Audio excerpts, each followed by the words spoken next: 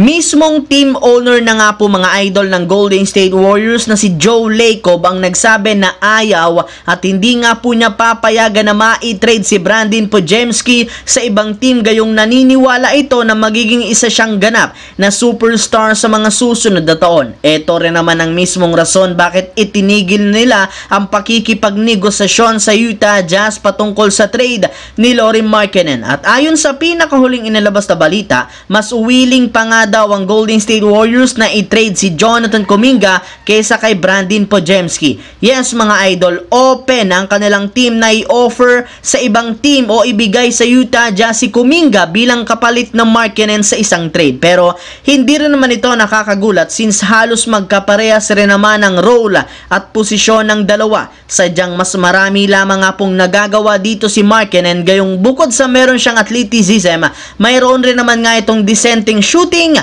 sa mid-range at sa 3-point line nang wala si Jonathan Kuminga. Samantala, sa pagpasok nga po ni Coach JJ Redick sa Lakers, balak nga nitong gumawa ng pagbabago sa lineup at sa kanilang game plan. Sa katunayan, aayusin nito ang bawat role ng kanyang mga malalaro. Bukod dyan, inulit pa nga nito sa media na plano talaga niyang kumuha ng isang bagong big man na merong malaking katawan para tulungan si Anthony Davis. Yes mga idol, pinapanindigan pa rin nito ang kanyang sinabi noon na gusto niyang magkaroon ang Lakers ng isang sentro sa kahit anumang paraan sa free agency o di kaya sa trade market. Alam naman nga ninyo na parati nga pong nabibigo ang Lakers sa kanilang mga ginagawang trade talks sa ibang team, kaya nawawalan sila ng tiwala ng ilang mga fans. Ngunit ayon sa inilabas na balita ng insider na si Brian Windhorst ng ESPN, sinisigurado nga po niya na makagawa pa rin ang Lakers ng trade. Sa katunayan, posible pa nga nilang makuha ang isa sa kanilang mga target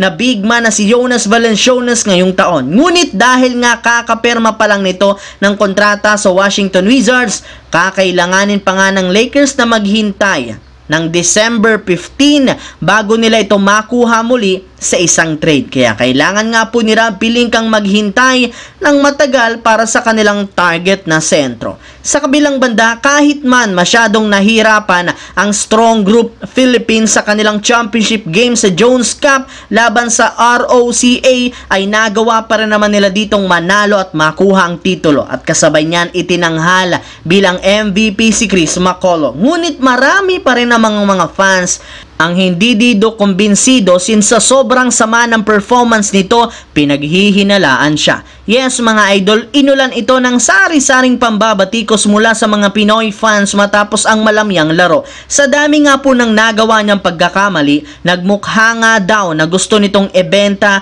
ang game. May ilan pa nga ditong nagsabi na posible nga daw kinuntsaba ng Taiwan si Chris McCullough para ipatalo ang huling game since siya na nga ang kanilang magiging bagong naturalized player. Kaya hindi na nga ninyo masisisi pa ang ilang mga Pinoy fans na mag-request sa SBP na iban nga daw si Chris McCullough. Pero ayon rin naman sa naging sagot nito sa mga fans, pinasinungalingan nito ang mga paratang sa kanya na ibenta niya ang kanilang laban, sadyang naging maalat lamang ang kanyang laro. Nagpasalamat nga siya sa kanyang mga teammates, gayong dahil sa pag-step up na mga ito, iniligtas nila siya sa posibleng pagkatalo.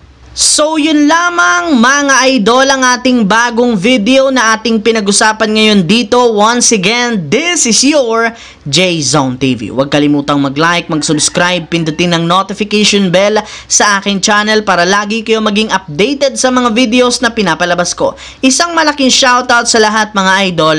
Maraming salamat po.